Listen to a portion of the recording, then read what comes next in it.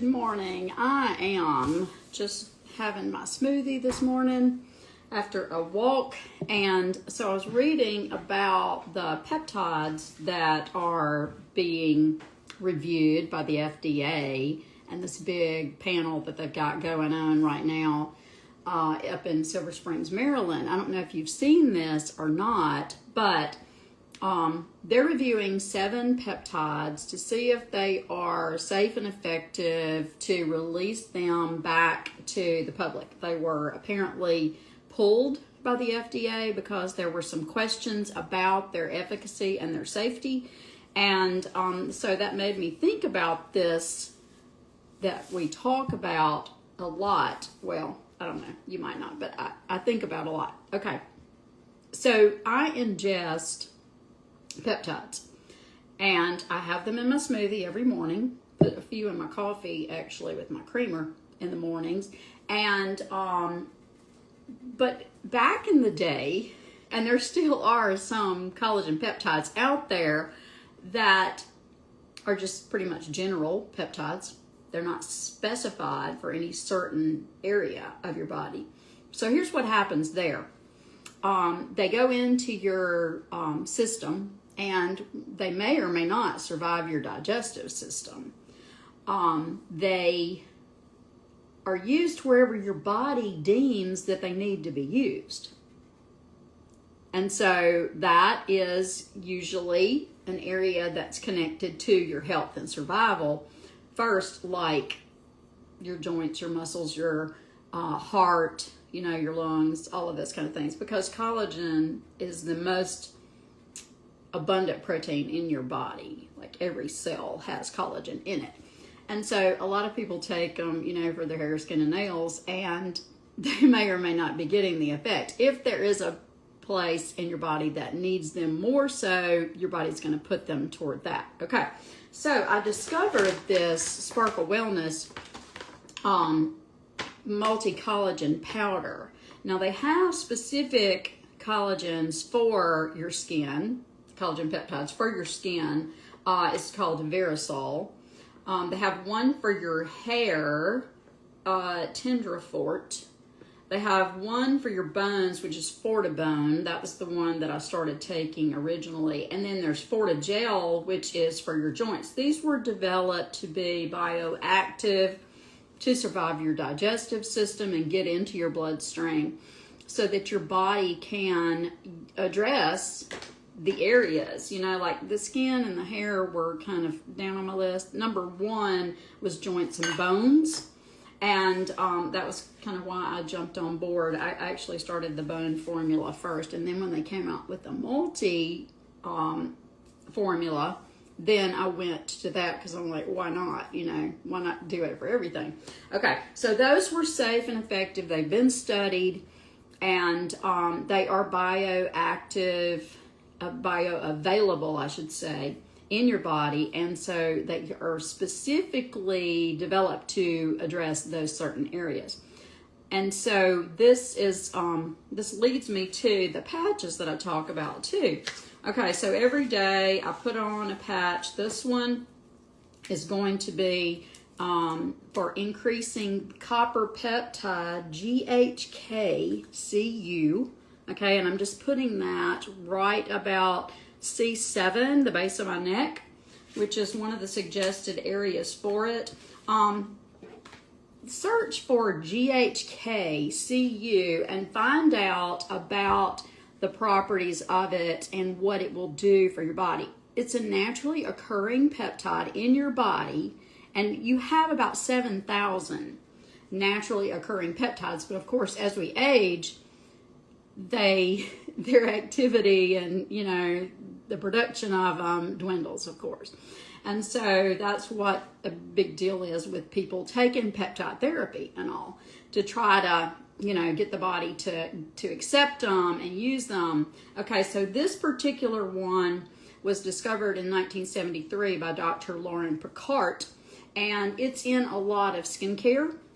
It's in a topical form, but this one, this particular patch reflects light back into your body, light and heat. It's near infrared, and it reflects it back into your body so that your body then produces its own copper peptides in more abundance. Okay, so your body recognizes it and knows what to do with it. It's kind of like when you get out in the sunlight, your body knows to use cholesterol and produce vitamin D, okay, goes through the liver and all that kind of stuff, and helps to produce the vitamin D. Your body knows what to do with it. Some of these synthetic peptides, your body does not know what to do with those, okay? Got a friend whose daughter took one of the GLP-1s, and she's having major digestive issues. That's why some of these products were pulled from the market by the FDA until they can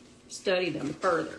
Okay, so here, copper peptide is going to increase your body's ability to heal and regenerate and that sort of thing.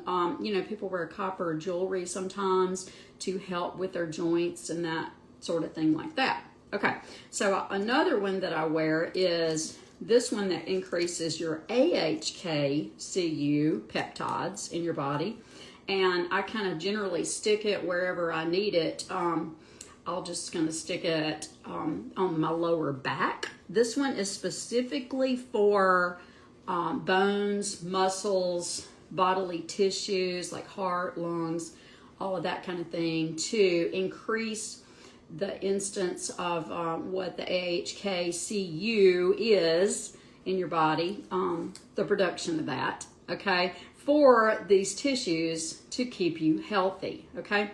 So yeah, research that and see what all is associated with AHK-Cu.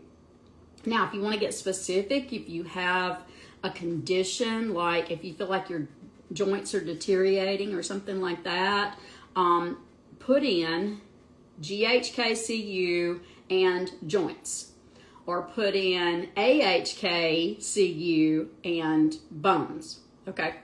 And they'll bring up all kinds of studies that they've done on these particular peptides and their effect on your health.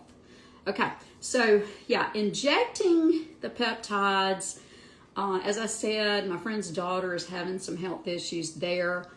They're in your bloodstream, okay? And like I said, if they are synthetic, they are foreign to your body. Your body's not going to know what to do with those.